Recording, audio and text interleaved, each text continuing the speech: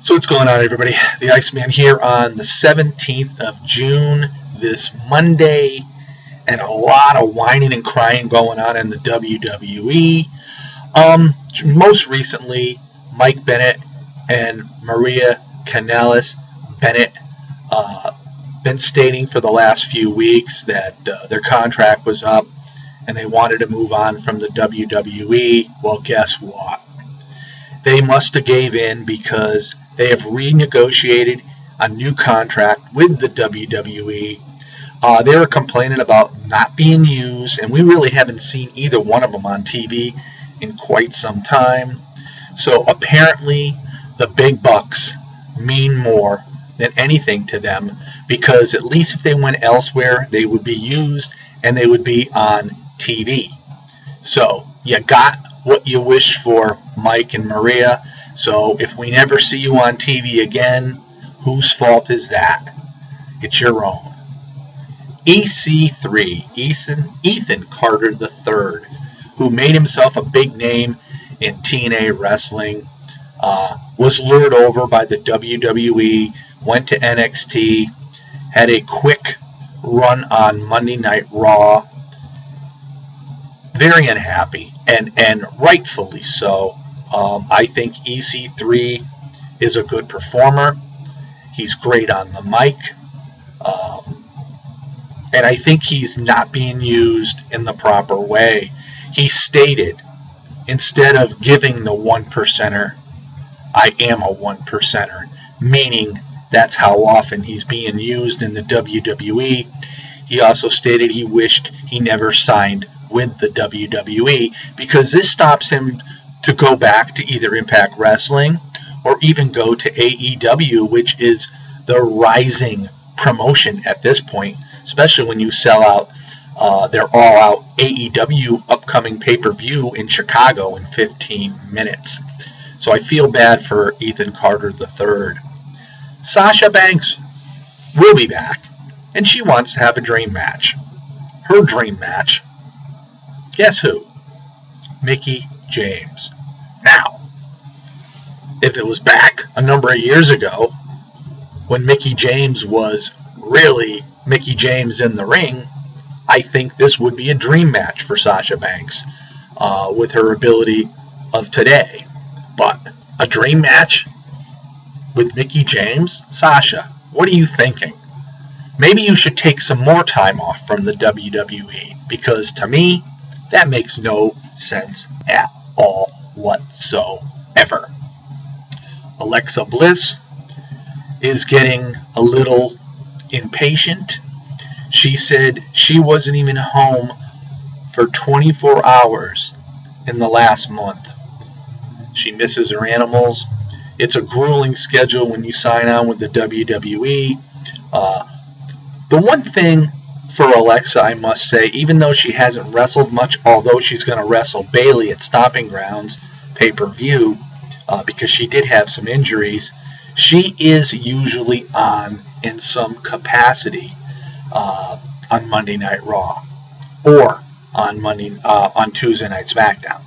So this is what happens when you sign with the WWE. It's a very grueling 300 and some odd day schedule. You very seldom ever get any breaks, but it is what it is. And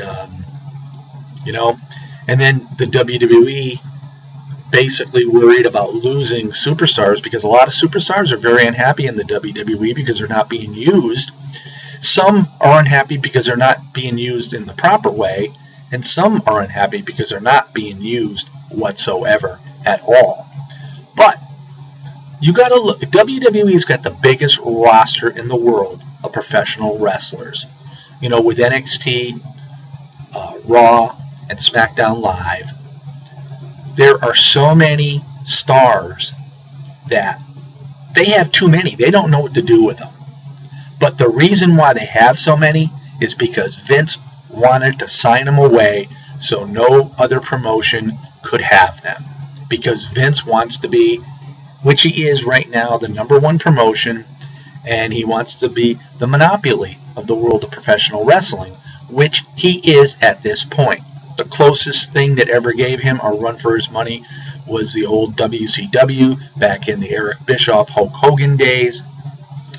And TNA, they were really counted as a number 2 company after WCW went down. But again, TNA didn't have the money to pay people to extend contracts or sign them to lucrative long-term deals. And you see where they're at right now. And you can also see where Ring of Honor is at right now. Ring of Honor is not faring much better than Impact Wrestling. So right now, it's too early to say, but AEW to me is the second big promotion. But we'll have to wait and see within time to see where it goes. I mean, everybody is going to jump on a bandwagon when a new promotion comes out and stick with it for a bit and see where it goes. So, yeah. So,